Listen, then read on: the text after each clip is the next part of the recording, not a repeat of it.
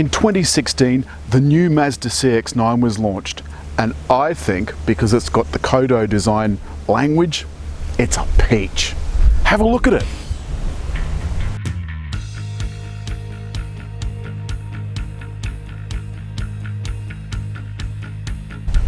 I think the front's particularly successful. The Kodo design gives it nice, slim headlights and a shield grille.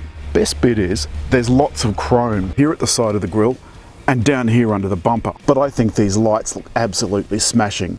All of the lighting on the exterior is LED, and on this top model, the Azami, there's 4 models in all, the headlights are fully adaptive. They come on at dusk and they adjust themselves depending on the car's speed and whether or not there's someone in front, and that means nobody is ever dazzled. Also at the front are the cameras for the autonomous emergency braking. It works between 2 and 80 kilometers an hour, and if it sees something you don't, it'll chuck out the anchors and just about put your face on the windscreen, which is just as well, because obviously that's how rear end accidents happen.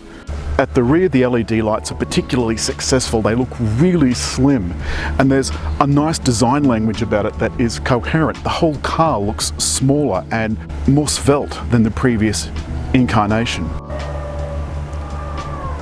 The back goes up with the touch of a button, and there's some thoughtful touches in here too, like bag hooks on both sides and 200 litres of space. You'll notice the back seats go down 60-40, and when they do, the headrests tilt forward so that the driver isn't having his rear view completely blacked out. There's more thoughtful touches for the third row. There's cup holders, and there's a surprising amount of legroom in the back, even with the second row seats back as far as they'll go. This enormous door has a pull-up shade, and getting in is really easy if you don't bugger up your microphone. You can see the enormous amount of legroom that's here in the back seat. You know, it must be 6 inches or more, and I really like 6 inches. There's another zone here of air conditioning controls for the back passenger, more cup holders and some USB ports and a small tray for your phone in the rear armrest. I especially like the line that runs all the way along the doors, dash and along the side. On the back door, for example, there's aluminium and plastic and leather, although some of that might be MTEX, which is Mazda's artificial leather, but you can't tell. There's piano black and God knows how many other different surfaces, but I think all in all this looks absolutely smashing. You don't really get an idea on the film just how roomy Mazda CX-9 actually is. This is limo size, apart from all of the space in the back. The cabin is laid out beautifully too. There's more USB ports in the front, with a clever double lid on the center console, 2 more cup holders, and the command center for the audio system, the sport mode button, and the dual zone air conditioning controls. I think Mazda has been particularly successful in designing their cabins to look both beautiful and elegant. There's a 360-degree camera, and you can set that to come on so that at difficult areas or when the car gets close to something, that camera will come on. You can see how excellent the top view camera is and how clear the rear view is. Sadly though, the screen is only 7 inches. As I said, the Bose sound system is excellent. There is an awful lot of bass, and you could turn that down if you wanted to. You can adjust it just exactly as you want. But I like big, loud, ballsy sound. And I like big, loud, ballsy performance too. You might think 170 kilowatts is a bit grim in a car that's this big. It weighs 2,000 kilos, but honestly, you don't notice it. The 420 Newton meters of torque gets it moving really fast. Well, relatively fast for a large car. There's a few interesting things to note though. This is, as I say, a 2,000 kilo car, and you can tow 2,000 kilos with 150 kilograms of downward force on your ball. And if that sounds painful, it probably is, but you've got to take that 150 kilos off the payload of the car itself. And this car has a payload of 575 kilos. So the gross vehicle mass is 2,575 kilos, less the 150 kilos of downward pressure on my ball. Make of that what you want. Now you might remember I wasn't fond of the CX-8 which is a slightly smaller version of this car. Again, it has 7 seats, just like this does. But it's got a diesel engine, and Mazda thought it was particularly important to have a diesel variant. I'm not sure I agree with them. I spoke to Mazda the other day and they told me that this car outsells CX-8. Frankly, I'm not surprised. One of the most useful things that I think Mazda's now doing with as many of their cars as humanly possible is they're putting on, oh, get out of my way! Get out of my way! Hyundai gets, oh, they all should be plowed into the earth. Sorry, Hyundai, but they're horrible. You get up to 70 before you know it, and it still feels smooth, and the cabin ambience is calm. Of the 4 models that I mentioned, Azami is the top model, and the top of the top model is the Azami LE, and it has bits of wood and what have you all over it. Frankly, I could do without the bits of wood and pay less money. I could also do without the sunroof. As with all cars, sunroofs tend to be expensive and heavy, and it adds a lot of weight to the top of the car. So unless you really want to stick your head out the top like a dog with its tongue out, I'd give it a miss. Besides, you do that in Australia and you'll get 3rd-degree burns before lunchtime.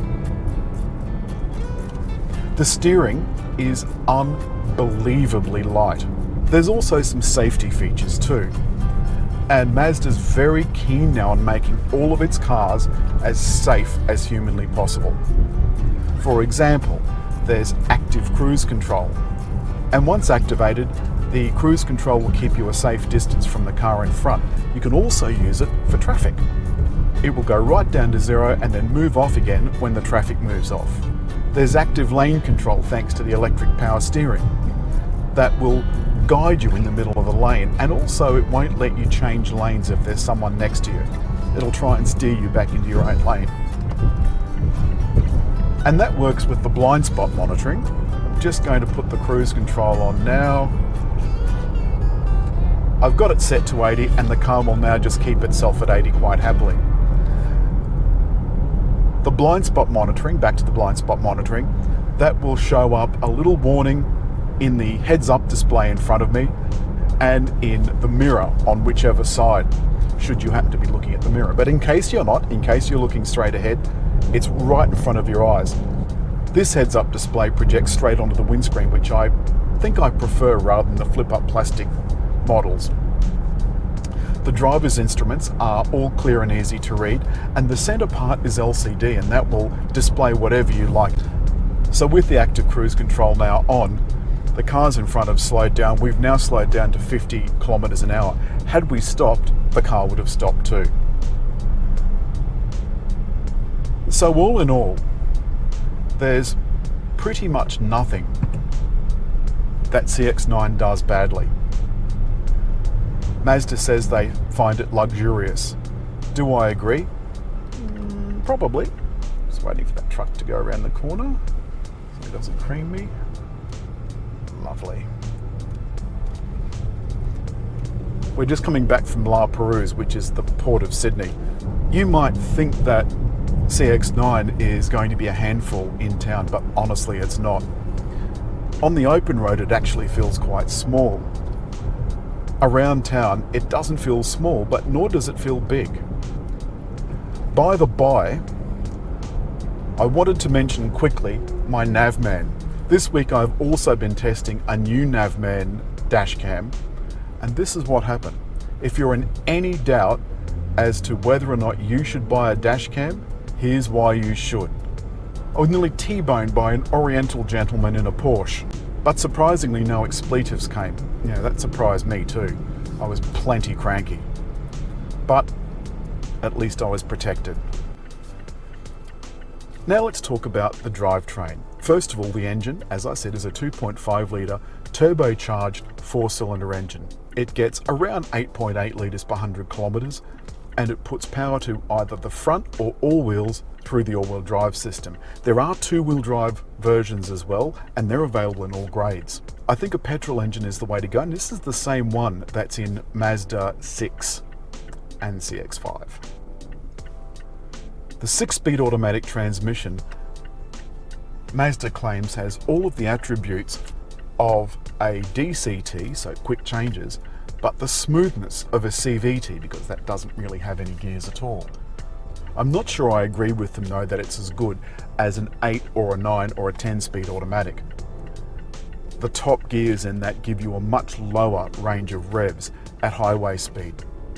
Not that this is any slouch, and it is still very, very good on the highway.